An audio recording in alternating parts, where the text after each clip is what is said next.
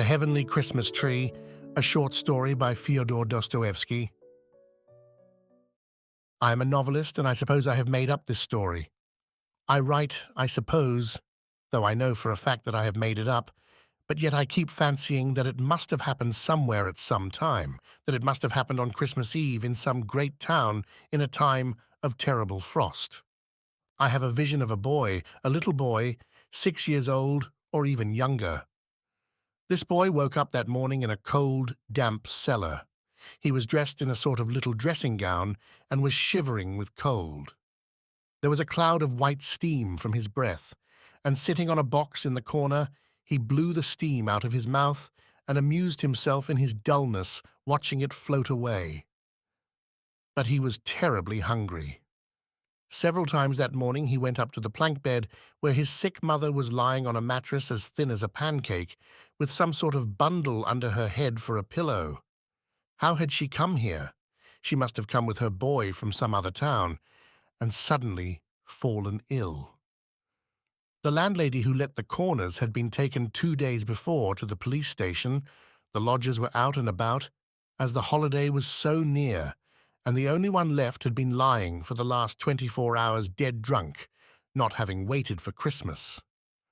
In another corner of the room, a wretched old woman of 80, who had once been a children's nurse, but was now left to die friendless, was moaning and groaning with rheumatism, scolding and grumbling at the boy so that he was afraid to go near her corner.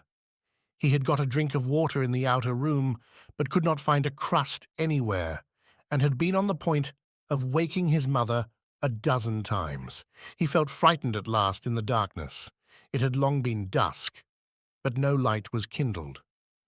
Touching his mother's face, he was surprised that she did not move at all, and that she was as cold as the wall.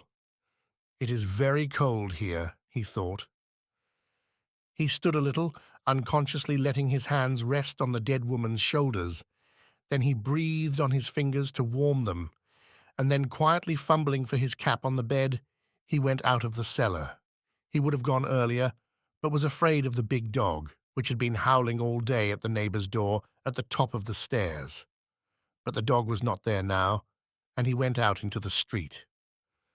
Mercy on us! What a town! He had never seen anything like it before.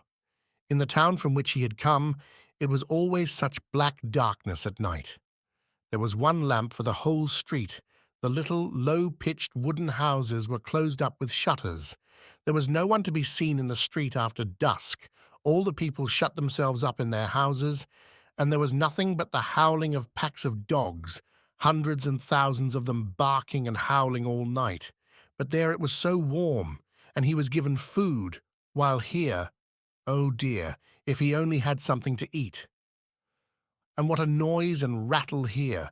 What light and what people, horses and carriages, and what a frost! The frozen steam hung in clouds over the horses, over their warmly breathing mouths. Their hooves clanged against the stones through the powdery snow, and everyone pushed so, and oh dear, how he longed for some morsel to eat, and how wretched he suddenly felt. A policeman walked by and turned away to avoid seeing the boy. Here was another street. Oh, what a wide one! Here he would be run over for certain.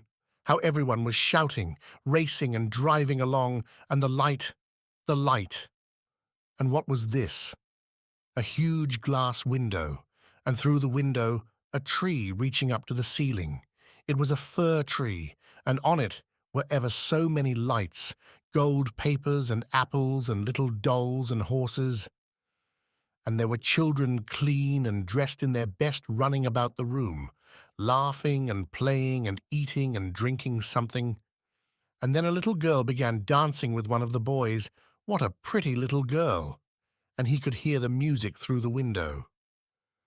The boy looked and wondered and laughed, though his toes were aching with the cold, and his fingers were red and stiff, so that it hurt him to move them. And all at once the boy remembered how his toes and fingers hurt him, and began crying, and ran on. And again, through another window pane, he saw another Christmas tree, and on a table cakes of all sorts, almond cakes, red cakes and yellow cakes, and 3 grand young ladies were sitting there, and they gave the cakes to anyone who went up to them, and the door kept opening. Lots of gentlemen and ladies went in from the street. The boy crept up, suddenly opened the door, and went in. Oh, how they shouted at him and waved him back! One lady went up to him hurriedly and slipped a kopeck into his hand, and with her own hands opened the door into the street for him. How frightened he was! And the kopeck rolled away and clinked upon the steps. He could not bend his red fingers to hold it tight. The boy ran away and went on, where he did not know. He was ready to cry again, but he was afraid and ran on and blew his fingers. And he was miserable because he felt suddenly so lonely and terrified, and all at once, mercy on us. What was this again? People were standing in a crowd admiring. Behind a glass window there were 3 little dolls, dressed in red and green dresses, and exactly as though they were alive. One was a little old man sitting and playing a big violin. The 2 others were standing close by and playing little violins and nodding in time and looking at one another, and their lips moved. They were speaking, actually speaking, only one couldn't hear through the glass. And at first the boy thought they were alive, and when he grasped that they were dolls, he laughed. He had never seen such dolls before, and had no idea there were such dolls. And he wanted to cry, but he felt amused by the dolls. All at once he fancied that someone caught at his smock behind. A wicked big boy was standing beside him, and suddenly hit him on the head, snatched off his cap, and tripped him up. The boy fell down on the ground. At once there was a shout. He was numb with fright. He jumped up and ran away. He ran, and not knowing where he was going, ran in at the gate of someone's courtyard and sat down behind a stack of wood. "They won't find me here. Besides, it's dark." He sat huddled up and was breathless from fright. And all at once, quite suddenly, he felt so happy. His hands and feet suddenly left off aching and grew so warm as though he were on a stove. Then he shivered all over. Then he gave a start. Why, he must have been asleep. How nice to have a sleep here. "I'll sit here a little and go and look at the dolls again," said the boy, and smiled, thinking of them, just as though they were alive. And suddenly he heard his mother singing over him, "Mammy, I am asleep. How nice it is to sleep here." "Come to my Christmas tree, little one," a soft voice suddenly whispered over his head. He thought that this was still his mother, but no, it was not she. Who it was calling him he could not see, but someone bent over and embraced him in the darkness, and he stretched out his hands to him, and all at once, oh, what a bright light! Oh, what a Christmas tree! And yet it was not a fir tree. He had never seen a tree like that. Where was he now? Everything was bright and shining, and all round him were dolls. But no, they were not dolls. They were little boys and girls, only so bright and shining. They all came flying round him. They all kissed him, took him, and carried him along with them, and he was flying himself. And he saw that his mother was looking at him and laughing joyfully. "Mammy, Mammy, oh, how nice it is here, Mammy." And again he kissed the children and wanted to tell them at once of those dolls in the shop window. "Who are you, boys? Who are you, girls?" he asked, laughing and admiring them. "This is Christ's Christmas tree," they answered. "Christ always has a Christmas tree on this day for the little children who have no tree of their own." And he found out that all these little boys and girls were children just like himself, that some had been frozen in the baskets in which they had as babies been laid on the doorsteps of well-to-do Petersburg people. Others had been boarded out with Finnish women by the foundling and had been suffocated. Others had died at their starved mothers' breasts in the Samara famine. Others had died in the third-class railway carriages from the foul air. And yet they were all here.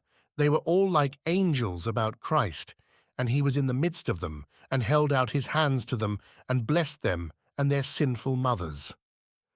And the mothers of these children stood on one side, weeping. Each one knew her boy or girl, and the children flew up to them and kissed them, and wiped away their tears with their little hands, and begged them not to weep, because they were so happy. And down below in the morning, the porter found the little dead body of the frozen child on the woodstack. They sought out his mother too. She had died before him. They met before the Lord God in heaven. Why have I made up such a story so out of keeping with an ordinary diary and a writer's above all? And I promised 2 stories dealing with real events. But that is just it. I keep fancying that all this may have happened really, that is, what took place in the cellar and on the woodstack. But as for Christ's Christmas tree, I cannot tell you whether that could have happened or not.